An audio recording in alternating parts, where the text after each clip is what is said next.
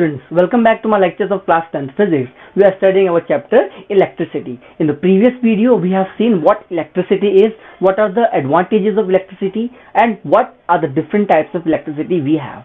Now here in this video, we will talk about another topic, that is charge.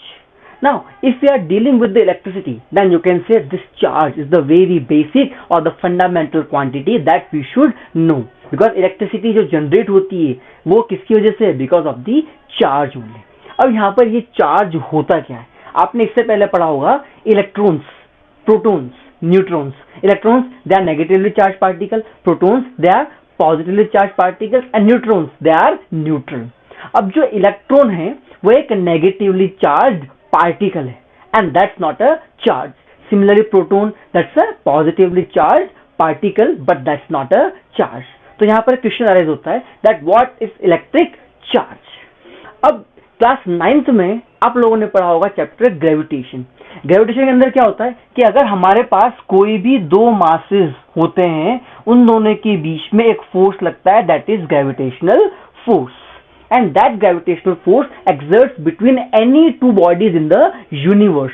बस वहां पर क्या होना चाहिए? उनका मास होना चाहिए. Then there will be force of gravitation between them. अब वो जो ग्रेविटेशनल फोर्स होता है, this force is always attractive. Okay, gravitational force की प्रॉपर्टी होती है कि वो जो फोर्स क्या होता है, it is attractive force. Now अब हमारे पास जो इलेक्ट्रॉन्स है, that's a negatively charge particle.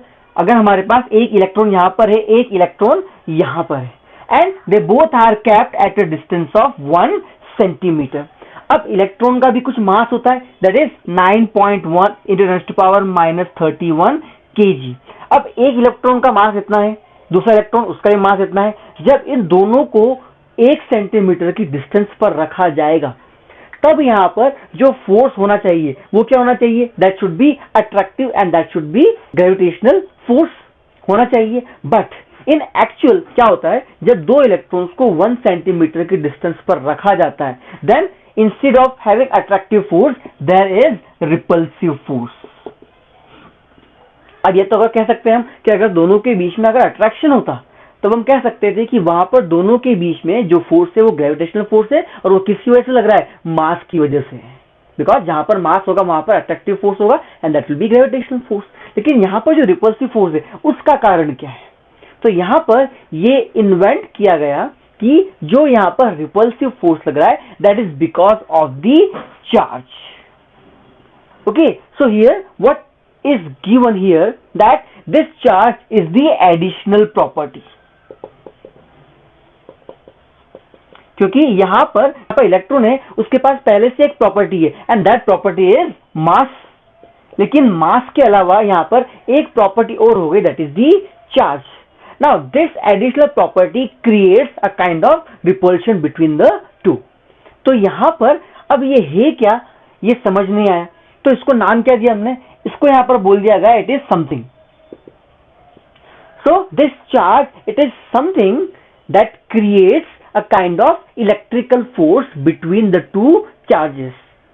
तो यहां पर क्या हुआ, ये जो चार्ज है इसकी वजह से दो इलेक्ट्रॉन्स के बीच में एक इलेक्ट्रिकल फोर्स जनरेट हो गया.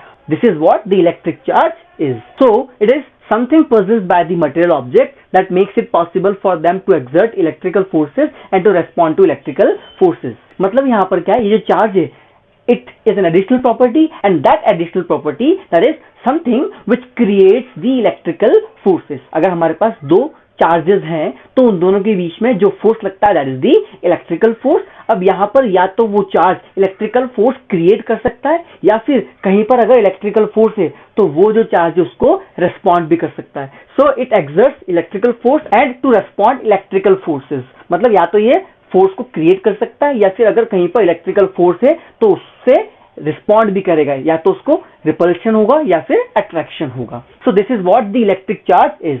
Now here we have two different types of electric charges, that is positive charge and negative charge. Positive charge जिसको हमने एक प्रोटॉन के ऊपर बताया है कि पॉजिटिव चार्ज होता है, और नेगेटिव चार्ज जो कि हमारे पास एक इलेक्ट्रॉन के ऊपर होता है. Now these names were given by the Benjamin Franklin. Okay, अब यहाँ पर क्या स्टार्टिंग में हमने इसको नाम दे दिया कि प्लस पॉजिटिव चार्ज जाएगा, नेगेटिव चार्ज जाएगा. It was initially named. अगर स्टार्टिंग में इसको अगर नेगेटिव चार्ज बोल देते, इसको अगर पॉजिटिव चार्ज बोल देते, तो हम उसको आज वैसे ही यूज करते हैं. बट यहाँ पर initially their names were given, so traditionally we are using the same names for the positive and negative charge. So this is all about the electric charge and the different types of electric charges.